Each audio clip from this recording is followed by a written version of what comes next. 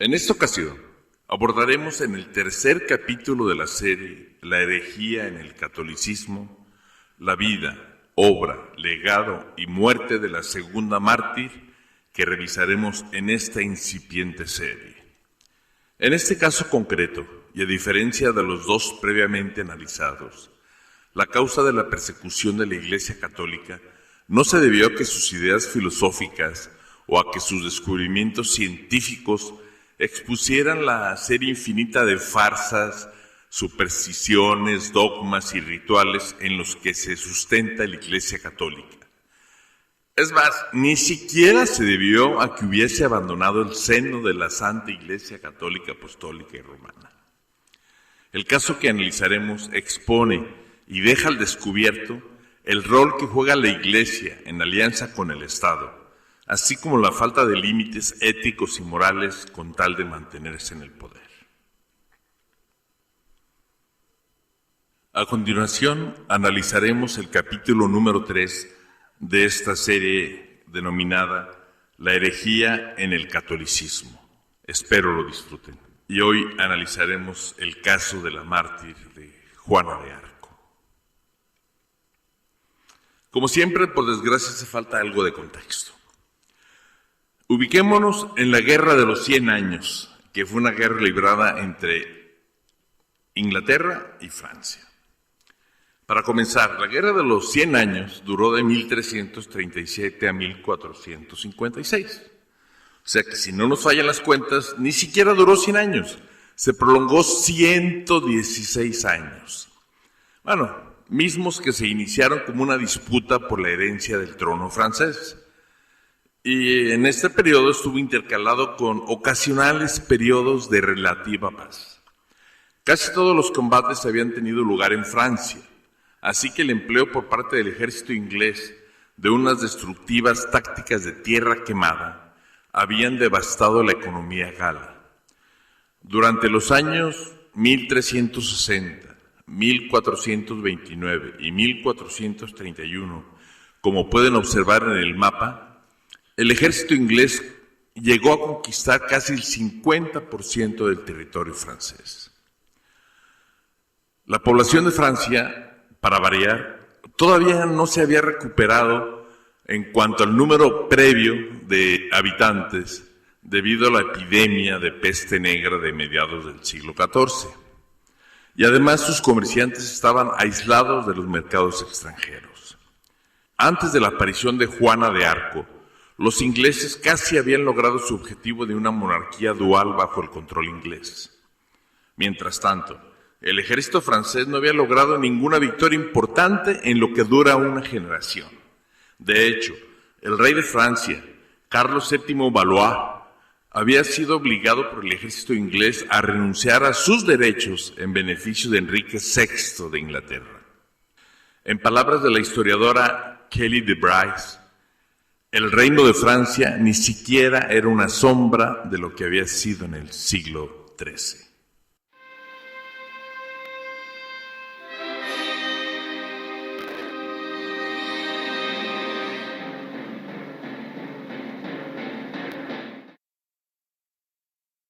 Muy buenas tardes. Sean bienvenidos a su canal Filosofía Channel. Al micrófono su amigo José Mario Hernández tiene, además del privilegio de poderles dar la bienvenida, el gusto de agradecerles por la deferencia que nos hacen al sintonizar su canal, así como por la atención brindada a cada vídeo y audiolibro. De todo corazón, 1.000.000 de gracias.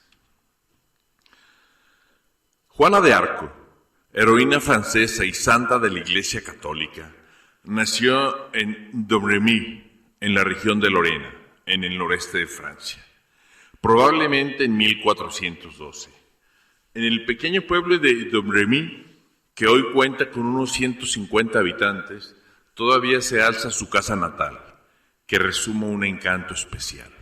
Se trata de una construcción sencilla, con un techo inclinado a un agua, 2 plantas y una chimenea monumental. Juana de Arco tuvo sus primeras visiones en la campiña de Domremy, siendo una adolescente.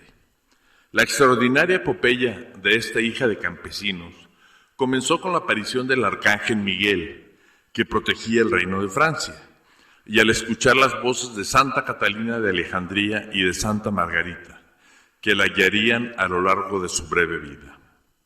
Juana de Arco podría haberse convertido en una mística, como Santa Teresa de Jesús, pero estos mensajes divinos la incitaron a la acción.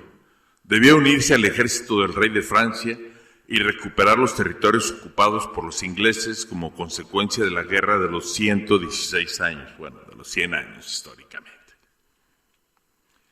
A principios de 1429, Juana se presentó en la corte de Carlos VII en Chinon y, tras ser examinada por una comisión de teólogos, los convenció de que Dios la había enviado para librar al pueblo de Francia de las calamidades que sufre. La prueba definitiva llegó cuando la doncella se puso al frente de las tropas que lograron liberar la ciudad de Orleans del asedio inglés, y pocas semanas después, Carlos VII fue coronado solemnemente en la Catedral de Reims en presencia de la joven profetisa guerrera. Pero pronto las cosas cambiaron, y en vez de sacar a patadas de Francia a los ingleses, como había vaticinado, Juana y su ejército sufrieron algunos reveses militares. Aún peor, el 23 de mayo de 1430, ella misma fue capturada por los hombres del duque de Borgoña, cerca de Compiègne, al norte de París. Esto debido a una trampa que le tendieron la madre del rey de Francia, así como el arzobispado.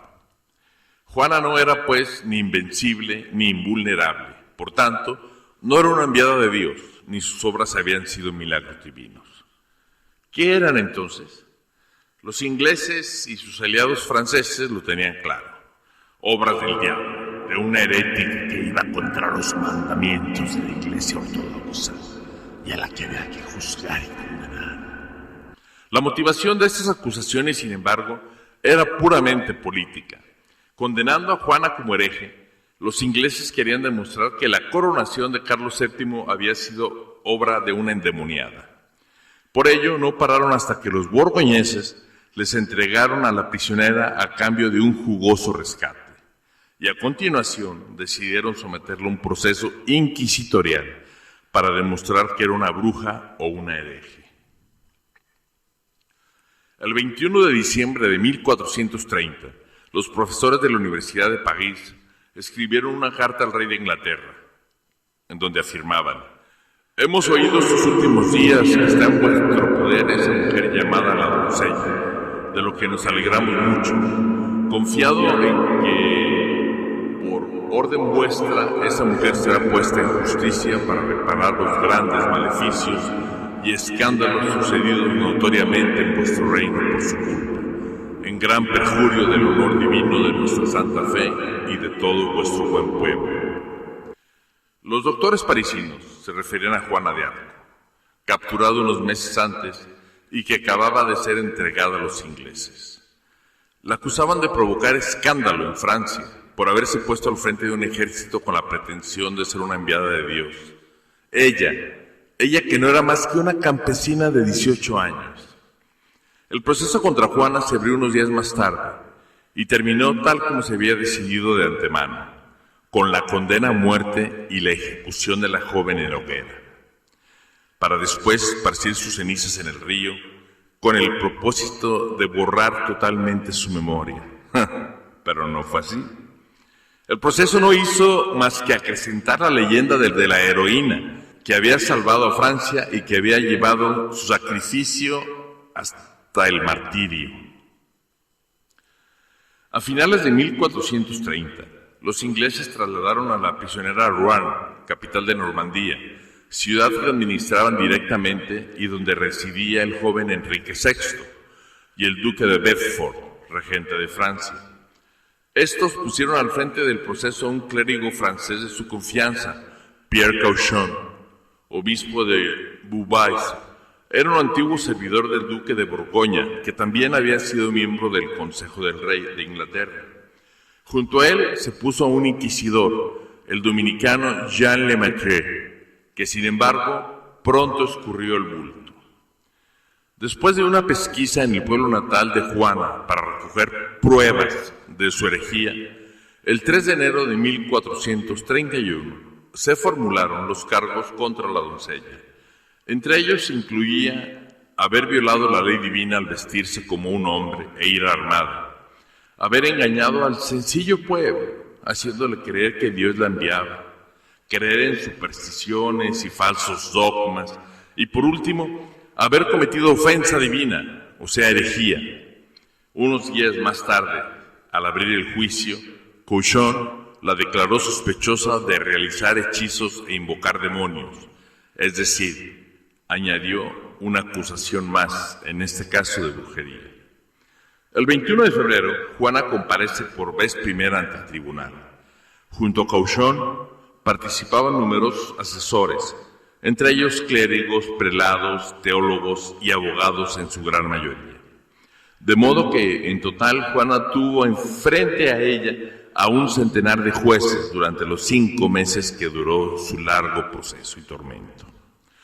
La acusada debió defenderse por sí misma, pues se le privó del derecho a la asistencia de un abogado. Sin duda, los clérigos pretendían intimidar a la joven e inducirla a admitir las imputaciones, reconocer su culpabilidad y obtener una rápida condena. Hacían a la pobre Juana interrogatorios muy difíciles, sutiles y engañosos, dice un contemporáneo, hasta el punto de que muchos clérigos y letrados allí presentes habían tenido problemas para contestar, por lo que muchos murmuraban que se trataba de un ardid. El 23 de mayo se leyeron a la acusada las opiniones de las facultades y se le dirigió una exhortación caritativa para que se retractase. Ante su negativa, a la mañana siguiente se la llevó a un lugar en las afueras de Rouen y se la colocó frente a la hoguera. Mientras Cauchon proclamaba el fallo final, Juana declaró in extremis que se entregaba a la autoridad de la Iglesia y aceptó firmar una retractación. Por ello, fue sentenciada a cadena perpetua, condena que podía reducirse en caso de buena conducta. Así que fue trasladada de nuevo a la cárcel y Juana accedió a vestirse como mujer. Sin embargo, cuando 4 días después los jueces fueron a visitarla, la encontraron nuevamente con ropas de hombre. No solo eso, al preguntarle si aún creía en las ilusiones de sus supuestas revelaciones, Juana les anunció que la misma noche en que regresó a la cárcel había oído las voces otra vez y le habían reprochado su traición. La recaída suponía una condena segura, justo lo que habían estado buscando sus acusadores desde el inicio del proceso. Cauchon, al salir de la prisión, mostró su regocijo reuniéndose con un gran número de ingleses, a los que entre risas les dijo en voz alta: "Farewell, farewell, podéis daros un buen festín, todo está listo". En la mañana del 30 de mayo, durante una ceremonia pública celebrada en la plaza del viejo mercado de Rouen, Juana será condenada como hereje relapsa y de inmediato conducida a la hoguera, donde ardió profiriendo repetidamente hasta el último aliento el nombre de Jesús.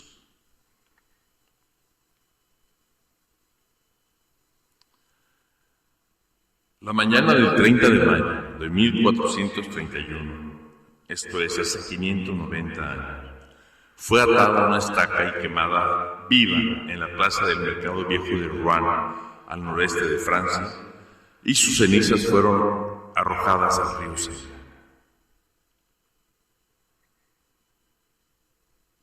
La historia de Juana de Arco no se quedó en el olvido, como lo hubiera querido el infame rey Carlos VII, sino que, con el pasar de los años, se convirtió en una especie de símbolo de Francia que reiteraba la unidad nacional, como así lo confirmó Napoleón Bonaparte. En respuesta a lo observado el mismo año de 1803, fue declarada símbolo nacional de Francia por decisión del mismísimo Napoleón.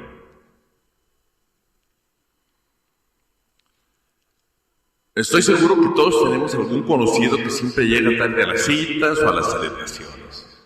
Creo que no es muy raro, y menos cuando se trata de, como es la Iglesia Católica, ya que siempre llega tarde en el momento de pedir humildemente perdón. Ya que Juana de Arco fue declarada santa hasta 1920, o sea, 489 años después de su brutal asesinato. Y esto fue obra del Papa Benedicto XV.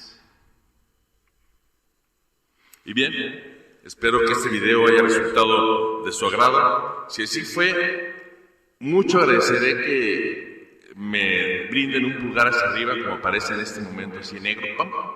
Asimismo, que le den clic quienes aún no se suscriben a ese rectángulo rojo en cuanto se tornen las letras de color negro con bolitas que están suscritos. Después denle clic a la campana y van a salir las siguientes opciones. Por favor, señalen todas para que les notifiquen cuando suba un nuevo vídeo o audiolibro. Y también les pido compartir, utilizando esta herramienta, que es esta flecha. Lo compartan con al menos 3 de sus contactos. Muchos se los voy a agradecer. Y finalmente, no me resta más que darles las gracias por su atención a todos los que llegaron hasta este momento del video. Sin más que agradecer, se despide de ustedes su amigo José Mario Hernández, no sin antes recordarles: Tempus fugit, carpe diem.